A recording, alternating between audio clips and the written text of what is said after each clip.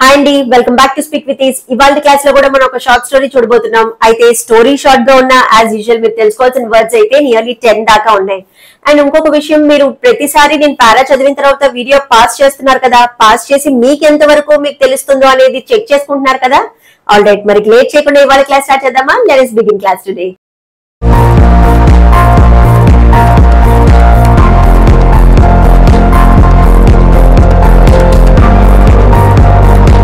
Story పేరు the ant and the dove. Ant అంటే చీమ, డవ్ అంటే తెలుగులో అయితే దీన్ని పావురం అని అంటాం. అయితే పీజియన్ ని కూడా పావురం అని అంటాం. నేను ఇక్కడ ఇమేజ్ డిస్ప్లే చేస్తాను, చూడండి. దీన్ని డవ్ అంటారు. On a scorching day of summer, an ant was walking around in search of water. After walking around for some time, she saw a river and was delighted to see it. She climbed upon a small rock to drink the water, but she slipped and fell into the river. On a scorching day of summer, an ant was walking around in search of water. On a scorching day of summer. చూడండి, ఇక్కడ మన first sentence లోనే మీరు తెలుసుకోవాల్సిన word ఒకటి వచ్చింది, scorching. Scorching అంటే extremely hot, very hot అని చెప్పే బదులుగా మనం స్కాచింగ్ అంటాం అనమాట. అంటే ఎక్స్ట్రీమ్లీ హాట్ బదులుగా ఏం చెప్పాలి? స్కాచింగ్. స్కాచింగ్ అంటే ఎక్స్ట్రీమ్లీ హాట్, చాలా చాలా వేడిగా ఉంది అనే దానికి స్కాచింగ్ అని అర్థం అనమాట. An ant was walking, అంత వేడిగా, ఎండాకాలంలో అంత వేడిగా ఉన్న రోజు ant was walking around in search of water. And దేనికోసం తిరుగుతుందంట? In search of water, నీళ్ళ కోసం తిరుగుతుంది. After walking around for some time, she saw a river and was delighted to see it. After walking around for some time, కొంచెం దూరం నడిచిన తర్వాత she saw a river and was delighted to see it. నదిని చూసింది. and was delighted to see it. delighted అంటే చాలా చాలా happy అయింది. మరి దాహంగా ఉంది కదా దానికి, నదిని చూసేపాటికి చాలా హ్యాపీ అయింది. was delighted. ఇందాక చూడండి, చాలా చాలా ఎక్స్ట్రీమ్లీ హాట్ అనే దానికి అర్థం ఏమని చెప్పాను? ఎక్స్ట్రీమ్లీ హాట్ అనే బదులు మనం స్కాచింగ్ అంటాం. అలాగే ఎక్స్ట్రీమ్లీ ప్లీజ్డ్, వెరీ ప్లీజ్డ్ అని చెప్పేదాని బదులుగా మనం డిలైటెడ్ అంటాం. లాస్ట్ టైం ఒక స్టోరీలో, హానెస్ట్ రాజా స్టోరీలో అనుకుంటా, ఈ సెంటెన్స్ వచ్చింది మనకి, he was extremely pleased with Raja's honesty అని. గుర్తుందా మీకు? అంటే ఆ రాజా చేసిన, ఎవరో ద్వారా ఒకళ్ళు చేసిన పనికి లేదా ఏదైనా వస్తువు వల్ల కానీ చాలా హ్యాపీ అయితే దాన్ని మనం అలాంటి సందర్భాల్లో ప్లీజ్డ్ అని వాడతాం అని మీకు చెప్పాను. I'm just repeating it again. So సంతోషం బదులుగా అలాంటి సందర్భాల్లో ఎవరి వల్ల కానీ లేదా ఏదైనా వస్తువు వల్ల కానీ చాలా హ్యాపీ అయితే మనం ప్లీజ్డ్ అని అంటాం. లేదా ఇంకా చాలా చాలా సంతోషంగా ఉన్నాం, వెరీ ప్లీజ్డ్, అంతకన్నా చాలా సంతోషంగా ఉన్నాను చెప్పడానికి ఆ చాలా సంతోషం, చాలా వెరీ ప్లీజ్డ్ అని చెప్పే బదులు మనం డిలైటెడ్ అంటాం. I'm delighted to see you, మిమ్మల్ని చూడడానికి చాలా చాలా సంతోషంగా ఉంది. అలాగే we're delighted to have you here అంటే మేము చాలా సంతోషంగా ఉన్నాం మీరు ఇక్కడ ఉండడానికి అని. ఇలా చాలా ఎక్స్ట్రీమ్లీ ప్లీజ్డ్ అనే దానికి మనం డిలైటెడ్ అని యూజ్ చేస్తాం. She climbed upon a small rock to drink the water. ఏం జరిగింది? అది ఒక చిన్న రాయి మీద ఎక్కిందంట. క్లైంబ్డ్ అంటే ఎక్కడం, చిన్న రాయి మీద ఎక్కి దేనికోసం? To drink the water, water తాగడానికి కోసం. బట్ అంటే కానీ, she slipped and fell into the river. ఇక్కడ రెండు జరిగినాయి. ఏంటది? స్లిప్డ్ అంటే చాలా సార్లు మన స్టోరీలో మనకు వచ్చింది ఈ వర్డ్. స్లిప్డ్ అంటే జారడం, అండ్ ఫెల్ కూడా మనకి చాలా సార్లు వచ్చింది, రైట్? ఫెల్ అంటే పడిపోవడం. మళ్ళీ ఒకసారి రివైజ్ చేద్దాం. Fall, fell, fallen. Fall past tense ఏంటి? ఫెల్, పడిపోయింది. ఫాలెన్ పాస్ట్ పార్టిసిపల్, జారిపోయి. And fell into the river, and పడిపోయింది. She was drowning, but a dove who was perching on a branch close by helped her. Seeing the ant in trouble, the dove quickly plucked off a leaf and dropped into water near the struggling ant. The ant moved towards the leaf and climbed upon it. She was drowning, but a dove who was perching on a branch close by helped her. ఇక్కడ ఈ sentence లోనే చూడండి, తెలుసుకోవాల్సిన words రెండు ఉన్నాయి. ఒకటి drowning అయితే ఒకటి పర్చింగ్. డ్రౌనింగ్ అంటే ఫస్ట్ చూద్దాం. డ్రౌనింగ్ అంటే మునిగిపోవడం అనమాట. అది పడిపోయింది కదా, పడిపోయింది కాబట్టి ఏమవుతుంది? డ్రౌనింగ్ అంటే మునిగిపోతుందంట. బట్ అంటే కానీ. a dove who was perching on a branch. పర్చింగ్ అంటే ఏంటి? ఎక్కువగా ఇది పర్చింగ్ అనే వర్డ్ బర్డ్స్ కి ఉపయోగిస్తాం. ఇప్పుడు మనం చూస్తాం కదా, జనరల్ గా పీజియన్స్ కానీ క్రోస్ ఏవైనా బర్డ్స్ ఎక్కువ టెలిఫోన్ వైర్ల మీద కానీ లేకపోతే సన్నని తీగల మీద కానీ కూర్చుంటాం. ఒకవేళ మనం అలాంటి సందర్భాలు ఏమైనా చూసామనుకోండి, ఏం చెప్తాం? అక్కడ తీగల మీద పీజియన్స్ ఉన్నాయి చూసావా, ఇట్లా మాట్లాడతాం. తీగల మీద ఉన్నాయి అంటాం. అంతేగాని తీగల మీద అవి కూర్చున్నాయి అని చెప్పం కదా మనం. అలాగే ఇంగ్లీష్ లో కూడా మనం ఏం చెప్తామంటే అలా తీగల మీద ఉన్నాయి, టెలిఫోన్ వైర్ల మీదో లేకపోతే కొమ్మ మీదో ఆ ఉన్నదాన్ని బర్డ్స్ కి మనం ఉపయోగిస్తాం. ఆ వర్డే పర్చింగ్ అంటాం. పర్చ్, పర్చింగ్ అంటే కూర్చుంది అనే దానికి పర్చింగ్ అంటాం. కొంతమంది చూడండి ఈయన హరీలో ఉంటారు, కంగారులో ప్రాపర్ గా కూర్చోరు. ప్రాపర్ గా కూర్చోకుండా కొంచెం సీట్ ఎడ్జింగ్ లో, చైర్ ఎడ్జ్ లో కూర్చుంటారు, లైక్ పడిపోతారేమో అన్నట్టు కూర్చుంటారు. అలాంటి సందర్భాల్లో మనం పర్చ్ అని యూజ్ చేస్తాం. ఇప్పుడు నేను ఇలా చెప్పాను అనుకోండి, don't parch on the chair, please SIT properly, if not you may fall down. అంటే చివరికి కూర్చోకండి, సరిగ్గా కూర్చోండి, లేదంటే మీరు పడిపోతారు. Don't parch on a chair, SIT properly. ఇలాంటి సందర్భాల్లో మనం పర్చ్ అని యూజ్ చేస్తాం. కానీ ఎక్కువగా బర్డ్స్ కి మాత్రం ఇది గుర్తుపెట్టుకోండి. బర్డ్స్ ఎప్పుడైనా సరే మీకు ఇలాంటి సందర్భాల్లో ఏంటంటే మీరు నేర్చుకోవడంతో పాటు ఎప్పుడైనా మనకి ఇవి సాధారణంగా రోజుగా మనం చూస్తూనే ఉంటాం, బర్డ్స్ ని మనం చూస్తూనే ఉంటాం. ఏదో తీగ మీదో టెలిఫోన్ వైర్ల మీద వాలటం కూడా మనం చూస్తూనే ఉంటాం. కాకి టెలిఫోన్ వైర్ మీద కూర్చుంది, మీరు చూసారు, అప్పుడు ఏం చెప్పాలి? Crow is, did you notice that, did you see that crow is perching on a telephone wire. Crow is perching on a telephone wire అంటే క్రో దేని మీద కూర్చుంది? టెలిఫోన్ వైర్ మీద కూర్చుంది. అలా మీరు ఇలా మనం స్టోరీలో వస్తున్న వర్డ్స్, కొత్త కొత్త వర్డ్స్ ఏవైతే ఉన్నాయో ఈ వర్డ్స్ బాగా గుర్తుండాలి అంటే మనం చూస్తున్న వర్డ్స్ ప్రతి స్టోరీలో మనం చాలా వర్డ్స్ చూస్తున్నాం. మీరు చదువుకున్నప్పటికీ నేర్చుకున్నప్పటికీ ఇవి మీకు బాగా గుర్తుండాలంటే మీరు ఫాలో అవ్వాల్సిన టెక్నిక్ ఏంటంటే, మీకు రోజువారీగా ఎప్పుడైనా ఏదైనా సందర్భంలో ఎదురైనాయి అనుకోండి, కొన్ని వర్డ్స్ ఉంటాయి, రోజువారీగా మనకి ఎప్పుడో ఏదో ఒక సందర్భంలో ఎదురవుతాయి. అలాంటిదే ఈ పర్చింగ్. మనం ప్రతిరోజు ఏదో ఒక సందర్భంలో చూస్తూనే ఉంటాం కదా ఏదో వర్డ్ని. అలాంటప్పుడు మీరు వర్డ్ గుర్తు తెచ్చుకొని ఆ సెంటెన్స్ ఫ్రేమ్ చేయండి. ఇలా రోజువారీగా, ఒక్క రోజు కాదు, ఇలా ప్రతిరోజు, అంటే ఈ ఒక్క వర్డ్ అనే కాదు, ఏ వర్డ్ అయినా సరే మనం రోజువారీగా ఉపయోగించే దాంట్లో, ఇందాక నేను మీకు డిలైటెడ్ చెప్పాను చూడండి, వెరీ ప్లీజ్డ్, చాలా చాలా హ్యాపీగా ఉన్నారు మీరు, చాలా ప్లీజ్డ్గా ఉన్నారు, అలాంటిది చెప్పడానికి మీరు డిలైటెడ్ అని యూజ్ చేయండి.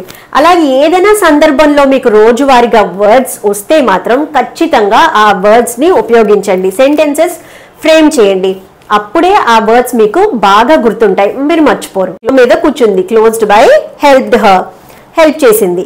The dove quickly plucked off a leaf and dropped into the water near the struggling ant. The dove quickly ఏం చేసింది? పక్కన బ్రాంచ్ మీద కూర్చున్నదా ఏం చేసింది? The dove quickly plucked off.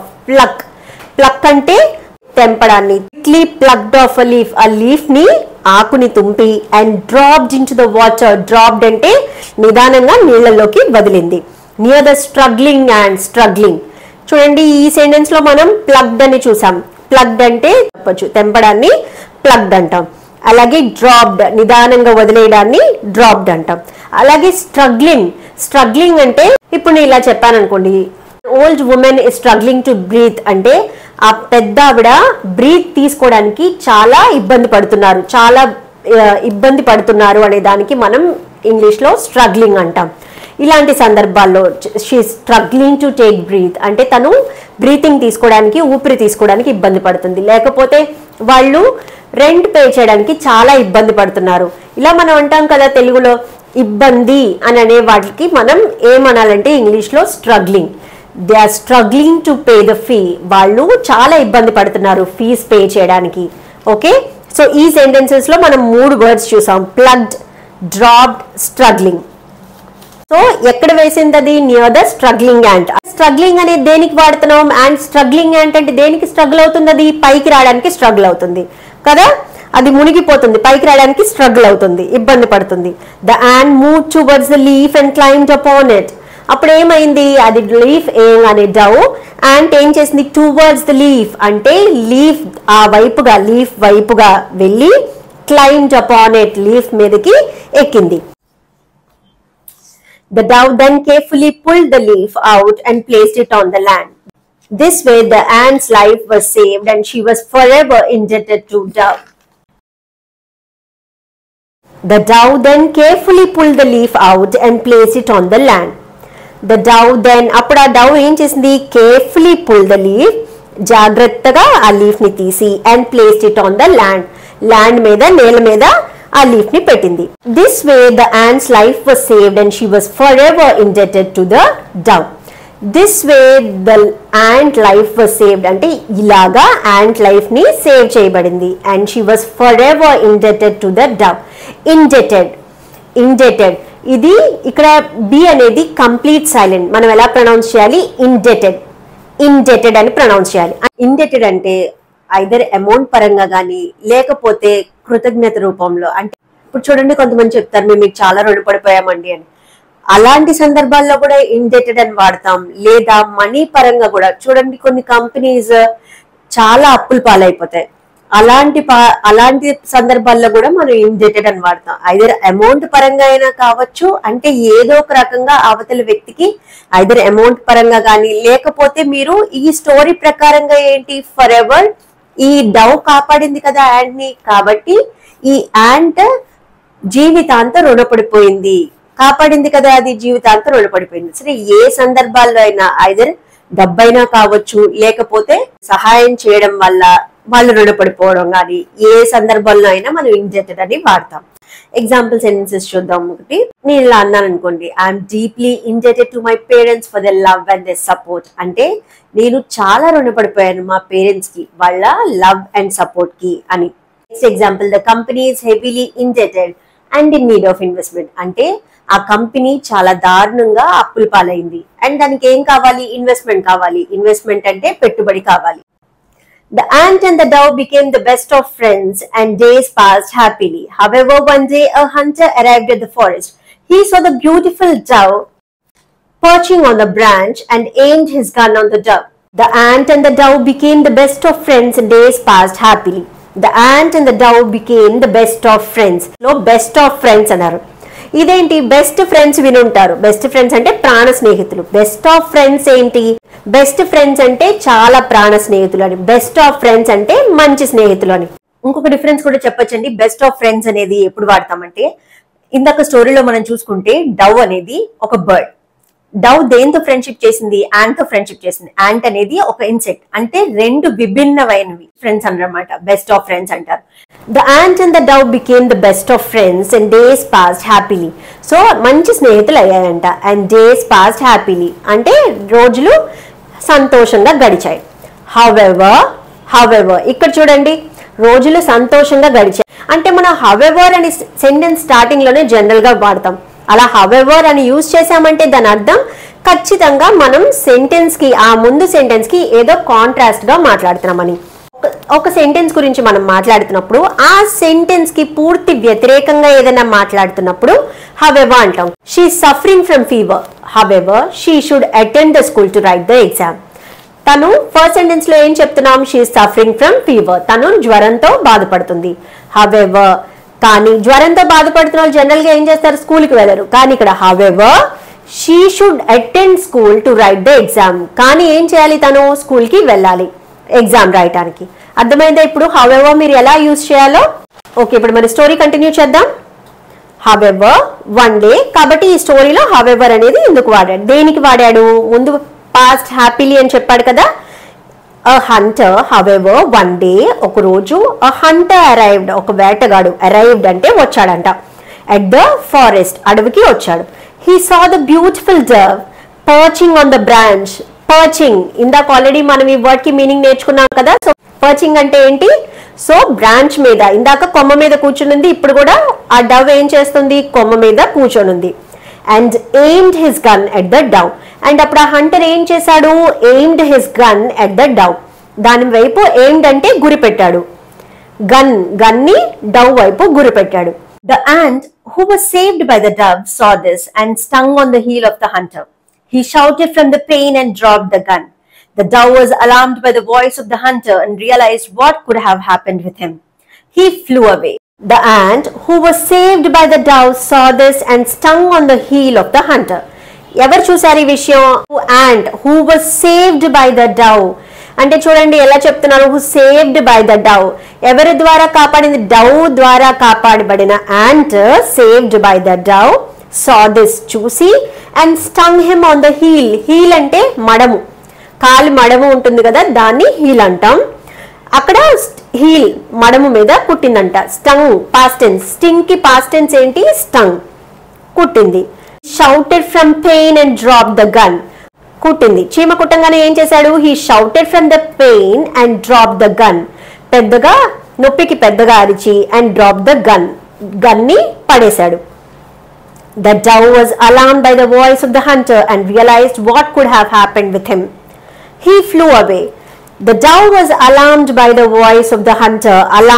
Alarmed అంటే ఆ పెద్ద అరుపు వల్ల దానికి డేంజర్ తెలిసింది, ఒక సెన్స్ ఆఫ్ డేంజర్ తెలిసింది కదా, ఏదో ప్రమాదం ఉంది అని తెలిసింది డవ్కి. అది alarmed by the voice of the Hunter. ఆ వేటగాడు అరుపుకి దానికి డేంజర్ తెలిసింది, ఒక అపాయం ఉందని తెలిసి and realised what could have happened with him. And తెలుసుకుంది ఏమై ఉంటుందో ఇదంతా అని ఊహించింది, ఏం జరిగి ఉంటుందో, ఎందుకు వచ్చిందో అని. హీ ఫ్లూ అవే, ఎగిరిపోయింది. ఫ్లూ అనేది past tense of fly, flew, flown. ఈ వర్డ్ గురించి మనం లాస్ట్ టైం ఆల్రెడీ ఒక స్టోరీలో మనం ఎగ్జాంపుల్స్ గురించి కూడా మాట్లాడాం. So I'm not repeating it again. Fly, flew, flown. Story అయిపోయింది. మరి క్విక్ గా వర్డ్స్ రిపీట్ చేసేద్దామా? స్కాచింగ్ అంటే చాలా చాలా వేడిగా ఉండడాన్ని, ఎక్స్ట్రీమ్లీ హాట్ అనే దాన్ని స్కాచింగ్ అంటాం. నెక్స్ట్ డిలైటెడ్ అంటే చాలా చాలా సంతోషంగా ఉండడాన్ని డిలైటెడ్. స్లిప్డ్ అంటే జారడం. ఫెల్ అంటే పడిపోవడం, past tense of fall, fell. Drowning అంటే మునిగిపోవడం. ప్లగ్డ్ అంటే తెంచడం. అండ్ డ్రాప్డ్ అంటే వదలడం. క్లైంబ్డ్ అంటే ఎక్కడం. ఇండెటెడ్ దీన్ని ఎలా ప్రొనౌన్స్ చేయాలి? బి అనేది కంప్లీట్లీ సైలెంట్. ఇండెటెడ్ అంటే రుణపడిపోవడం. ఎయిమ్డ్ అంటే గురి పెట్టడం. అరైవ్డ్ అంటే రావడం. అలార్మ్డ్ అంటే ఒక ప్రమాదం ఉందని, ఏదైనా ప్రమాదం ఉందని తెలుసుకోవడం. పర్చింగ్ అంటే బర్డ్స్ ని ఎక్కువగా ఈ వర్డ్ అనేది బర్డ్స్ కి ఉపయోగిస్తాం. బర్డ్స్ తీగల మీద గానీ వాటి మీద గానీ కూర్చోడాన్ని మనం పర్చింగ్ అంటాం. అలాగే చైర్ మీద సరిగ్గా కూర్చోకుండా ఎడ్జ్ లో కూర్చోడాన్ని కూడా పర్చింగ్ అని అంటాం. Moral of the story, a good deed never goes unrewarded. అంటే మంచి పనులు ఎప్పుడు అన్రివార్డెడ్ గా ఉండదు. రివార్డెడ్ అంటే ఏదైనా ప్రతిఫలం. అన్రివార్డెడ్ అంటే ప్రతిఫలం లేకుండా ఉండదు. మంచి పని ఏదైనా సరే ప్రతిఫలం తిరిగి రాకుండా ఉండదు అని దాని అర్థం. ఓకే, మరి వాళ్ళ క్లాస్ లో వర్డ్స్ అన్ని తరోగా ఉండండి. Will see you in the next class. Until then take care. Thank you. Bye by.